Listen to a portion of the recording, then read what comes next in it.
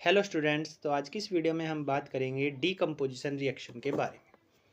सबसे पहले डेफिनेशन की अगर बात करें तो एक ऐसी रिएक्शन जिसमें कोई एक सब्सटेंस एक से ज़्यादा प्रोडक्ट की फॉर्मेशन करता है, तो ऐसी रिएक्शन को हम बोलते हैं decomposition reaction. When a substance break into two और more substance then this reaction is known as decomposition reaction। या फिर हम ऐसे बोल सकते हैं when a reactant decompose into more than one product then this reaction is known as decomposition reaction। decomposition reaction तीन types की होती है। पहली है थर्मोलाइसिस।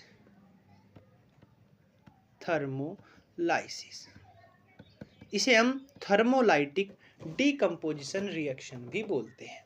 एक ऐसी रिएक्शन जो डीकम्पोज जिसमें होता है वो किसके कारण हो रहा हो? हीट के कारण। मतलब हमने किसी सब्सटेंस को हीट किया। जैसे मैं एग्जांपल ले लेता हूँ कि कैल्शियम कार्बोनेट मेरे पास है और मैंने इसे हीट किया। हीट करने के बाद में इसने बनाया कैल्शियम ऑक्साइड और प्लस CO2। बैलेंस का विशेष ध्यान रखेंगे, जब भी हम कोई इक्वेशन लिखेंगे उसे बाद में हमें बैलेंस जरूर करना है। तो इस रिएक्शन में जो हमारा डिकम्पोज हो रहा है वो हीट के कारण हो रहा है, इसलिए हम इस रिएक्शन को बोलेंगे थर्मल डिकम्पोजिशन रिएक्शन या फिर थर्मोलाइसिस।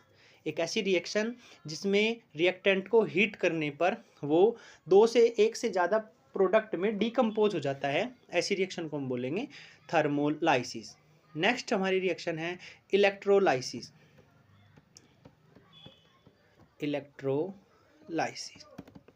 एक ऐसी रिएक्शन जिसमें हम इलेक्ट्रिसिटी फ्लो करेंगे और सब्सटेंस एक से ज़्यादा प्रोडक्ट में डिकम्पोज हो जाएगा, तो ऐसी रिएक्शन को हम बोलेंगे इलेक्ट्रोलाइसिस। इसके लिए एक बेस्ट एग्जांपल है जो बहुत बार बोर्ड में पूछा जाता है कि हमारे पास ब्राइन सॉल्यूशन है। Brine solution means mixture of NaCl and water, इसे हम बोलते हैं ब्राइन सॉल्यूशन।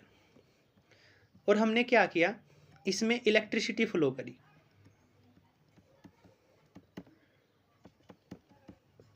तो ये क्या बनाएगा?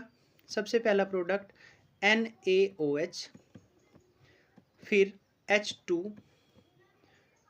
ठीक है, फिर Cl2। यानी यहाँ हमारा बन रहा है NaOH H2 Cl2, ठीक है। इस रिएक्शन को हम बोलते हैं क्लोर एल्केलाई प्रोसेस। क्यों?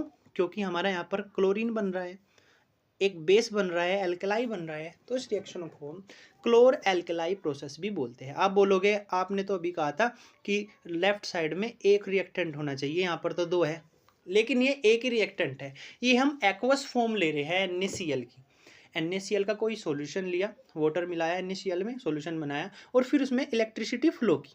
इलेक्ट्रिसिटी फ्लो होने के बाद हमारा बना सोडियम हाइड्रोक्साइड और कैथोड पर बनेगी हमारी H2 गैस, एनोड पर बनेगी हमारी Cl2 गैस। क्लियर है? बैलेंस करने के लिए हमें यहाँ से 2 से मल्टीप्लाई करना होगा, यहाँ पर 2 से मल्टीप्लाई करना होगा और यहाँ पर भी 2 से मल्टीप्लाई करना होगा, ठीक है।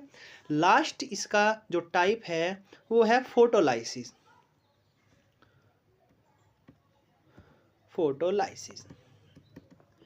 क्या होता है फोटोलाइसिस? ऐसा डीकम्पोजिशन रिएक्शन जो सनलाइट की प्रेजेंस में कंप्लीट होती है। ऐसी डीकम्पोजिशन रिएक्शन जो सनलाइट की प्रेजेंस में कंप्लीट होती है फोटोलाइसिस कहलाती है, या फिर फोटो डीकम्पोजिशन रिएक्शन भी बोल सकते हैं। एग्जाम्पल के लिए इसका बेस्ट एग्जाम्पल है कि हमारे पास मान लो सिल्वर क्लोराइड है और हम उसे सनलाइट में रख रहे हैं, सनलाइट, और क्या होगा, हमारा दो प्रोडक्ट बनेंगे, एक Ag और एक क्लोरीन गैस। बैलेंस करने के लिए 2 से मल्टीप्लाई इधर, 2 से मल्टीप्लाई इधर।